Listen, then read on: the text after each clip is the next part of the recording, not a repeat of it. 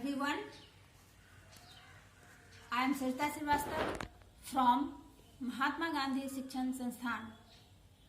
Now I am going to teach Hindi Vyakaran for standard 4th and 5th. बच्चों, आज मैं हिंदी व्याकरण के अंतर्गत आपको संज्ञा पढ़ाने जा रही हूँ।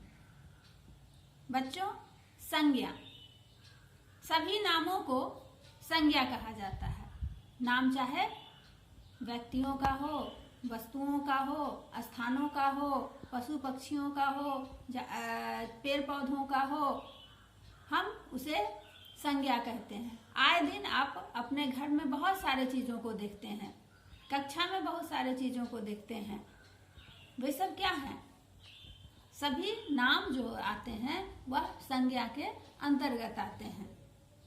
आप खेलने के क्रम में ही कैरम बोर्ड से खेलते हैं, लूडो से खेलते हैं, गेंद से खेलते हैं, बैट से खेलते हैं। ये सब नाम जो है, चाहे गेंद हो, बैट हो, कैरम बोर्ड हो, आपका किताब हो, कॉपी हो, पेंसिल हो, पेन हो, आपके दादाजी का नाम हो, आपका नाम हो, या घर के सदस्यों का नाम हो, इत्यादि संज्ञा के अंतर्गत ही आते हैं। तो बच्चों, संज्ञा किसे कहते हैं? अब है कि एक सटीक परिभाषा संज्ञा की क्या होनी चाहिए। आपसे सवाल है कि संज्ञा किसे कहेंगे, संज्ञा किसे कहते हैं? तो आपका जवाब क्या होगा बच्चों? कि किसी प्राणी, वस्तु या व्यक्ति के नाम को संज्ञा कहते हैं। क्या कहोगे बच्चों? कि किसी प्राणी, वस्तु या स्थान के नामों को संज्ञा कहते हैं। अब हम लोग संज्ञा के भेद के बारे में जानते हैं। हमने इतने सारे वस्तुओं का नाम आपको गिनाया, चाहे राम हो, मोहन हो, सोहन हो, मीरा हो, विद्यार्थी हो, छात्र हो, बच्चा हो, बचपन हो, गाय हो, बैल हो, भैंस हो, मोर हो, खरगोश हो, कौआ हो, हंसना हो, रोना हो, चलना हो, अपनापन हो, बुढ़ापा हो, मित्रता हो, प्यार हो, नफरत हो, घृणा हो, इतने सारे शब्द जो मैंने अभी नाम लिया, ये सब संज्ञा है। अब इन्हीं इतने सारे शब्दों को अलग अलग वर्गों में रखा गया है, तो यही भेद हो जाते हैं, संज्ञा के भेदों के अंतर्गत आते हैं। तो हम पढ़ेंगे। पहले हम लोग संज्ञा के 5 भेद पढ़ते थे। संज्ञा के 5 भेद होते हैं। व्यक्तिवाचक संज्ञा, जातिवाचक संज्ञा, समूहवाचक संज्ञा, द्रव्यवाचक संज्ञा और 5वां भाववाचक संज्ञा। किंतु अब हम लोग सिर्फ संज्ञा के 3 भेद को पढ़ते हैं। व्यक्तिवाचक संज्ञा, जातिवाचक संज्ञा और भाववाचक संज्ञा। अब आपके मन में बच्चों प्रश्न उठ रहा होगा कि 2 बीच की जो संज्ञा थी, समूहवाचक संज्ञा और द्रव्यवाचक संज्ञा, वह कहाँ गया?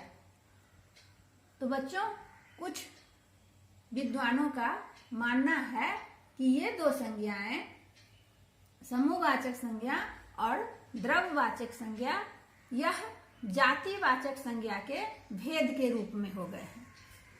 उसी के अंतर्गत इन 2 संज्ञाओं को पढ़ा जाता है। तो बच्चों, अब हम चलते हैं कि संज्ञा के कितने भेद होते हैं। तो संज्ञा के 3 भेद होते हैं। मैंने इसे इस तरह से दिखाया है।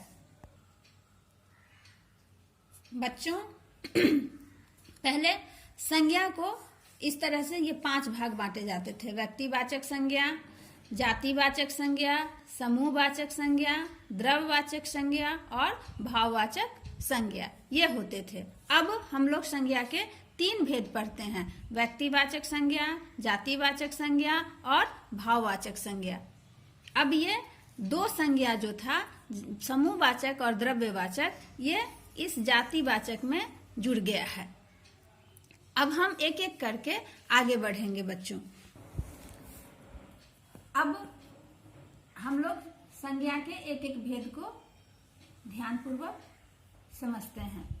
पहला है आपका व्यक्तिवाचक संज्ञा। व्यक्तिवाचक संज्ञा किसे कहते हैं? कि जो संज्ञा शब्द किसी विशेष व्यक्ति, जो संज्ञा शब्द किसी विशेष व्यक्ति, स्थान या वस्तु का बोध कराता हो, उसे व्यक्तिवाचक संज्ञा कहते हैं। इसके उदाहरण में आप कह सकते हो कि व्यक्तियों का नाम है राम, शहरों का नाम है जैसे आपका दरभंगा, पटना, दिल्ली, मुंबई। नदियों का नाम है तो गंगा, यमुना, सरस्वती, कृष्णा, कावेरी। फूलों का नाम है चंपा, चमेली, गुलाब। दिनों का नाम है रविवार, सोमवार, मंगलवार, बुधवार है। या हम इमारतों का नाम कह सकते हैं, लाल किला है, ताजमहल है। या फिर खेलों का नाम कह सकते हो, क्रिकेट है, फुटबॉल है, हॉकी है। ये सारे कुछ जो एक विशेष नाम हमने लिया, चाहे वो राम का नाम हो, गंगा हो, या लाल किला हो, या आगरा हो, या दरभंगा हो, ये सब एक विशेष व्यक्ति, स्थान या वस्तुओं के बारे में बताता है। इसीलिए ये सारे व्यक्तिवाचक संज्ञा कहलाते हैं। अब आपको याद करने के लिए ध्यान में रखना होगा कि हम व्यक्तिवाचक संज्ञा के अंतर्गत किन किन चीजों को रख सकते हैं। तो आपको व्यक्तियों का नाम याद रखना होगा, देशों का नाम याद रखना होगा, शहरों का नाम याद रखना होगा, नदियों का नाम है, फूलों का नाम है, या दिनों का नाम हो, महीनों का नाम हो। ये सारे नाम जो आएंगे वह व्यक्तिगत रूप से किसी एक को ही दर्शाएंगे, जो व्यक्तिगत संज्ञा कहलाएगा। अब दूसरा आपका है जातिवाचक संज्ञा। जातिवाचक संज्ञा कि जिन संज्ञा शब्दों से किसी व्यक्ति या प्राणी हो या स्थान की संपूर्ण जाति या समूह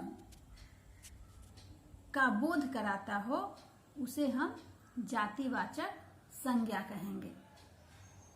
ये व्यक्तिगत नहीं होगा, ये समूह में होगा, वर्ग में होगा, श्रेणी में होगा, तो इसे हम जातिवाचक संज्ञा कहेंगे। जैसे पेड़, पेड़ कहने से उसमें आम का पेड़ भी आएगा, नीम का पेड़ भी आएगा, बबूल का पेड़ भी आएगा। उसी तरह से तो ये हम पेड़ कह दिए तो पेड़ जातिवाचक संज्ञा हुआ, क्योंकि पेड़ सारे समूह को संबोधित करता है। पेड़ कहने से सारे पेड़ आ जाएंगे, तो पेड़ जातिवाचक संज्ञा हो गया।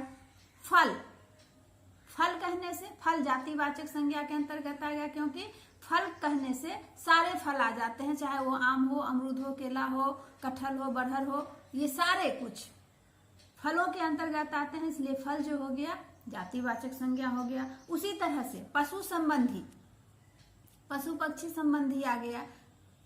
पशु कह देने से सारे पशु आ जाएंगे, गाय है, बैल है, हाथी है, घोड़ा है। तो समूह में आ गया, ग्रुप में आ गया, श्रेणी हो गया इसका कि पशुओं का सारे पशु उसमें आ जाए। पक्षी कहने से सारे पक्षी आ जाएंगे, चाहे उसमें कौवा हो, मोर हो, मैना हो, तोता हो। अगर हम इसका एक एक अलग अलग नाम कहेंगे, सिर्फ हम मोर कहेंगे, तो मोर सिर्फ एक नाम हो गया, ये पक्षी का नाम है मोर, ये देखो पहचानने के लिए उसकी पहचान बताती हो। लेकिन जब हम पक्षी कहते हैं तो यह जातिवाचक संज्ञा का बोध कहलाता है। उसी तरह से मनुष्य संबंधी है, उसमें हम अगर शिक्षक कह दिए, शिक्षक कहने से सारे शिक्षक आ गए, चाहे वह शिक्षक महिला हो या पुरुष हो। सैनिक में सारे सैनिक आ गए।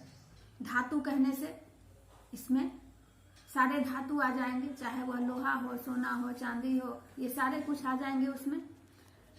तो ये कहने का मतलब कि जिन सब संज्ञा शब्दों से किसी व्यक्ति, प्राणी, वस्तु या स्थान की संपूर्ण जाति का बोध होता हो उसे जातिवाचक संज्ञा कहते हैं।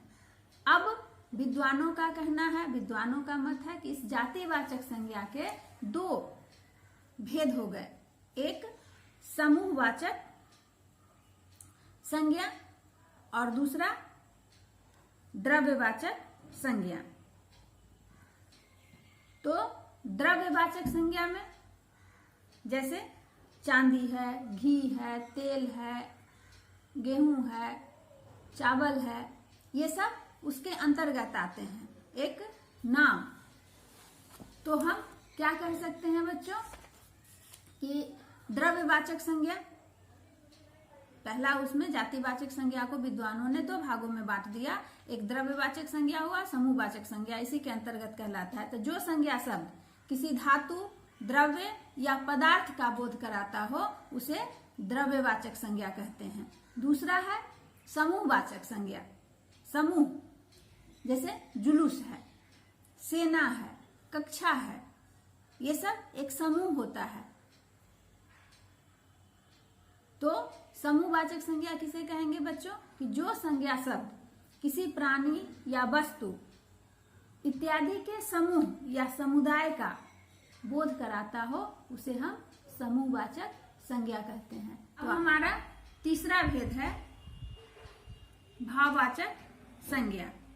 जिन संज्ञा शब्दों से किसी व्यक्ति, वस्तु या स्थान के गुण, दोष, भाव, दशा या अवस्था का बोध होता हो उसे हम भाववाचक संज्ञा कहते हैं। जैसे व्यक्ति या प्राणी से संबंधित हो, वह खुशी है, गुस्सा है, वीरता है। अगर हमें स्थान या प्रकृति से संबंधित भाववाचक संज्ञा लेना है तो वो होता है बुढ़ापा है, दया है, प्रेम है, खुशी है। वस्तुओं से संबंधित है भाववाचक संज्ञा होता है, उसमें खटास है, मिठास है, सुगंध है इत्यादि आता है। तो भाववाचक संज्ञा को चार प्रकार से बना सकते हैं।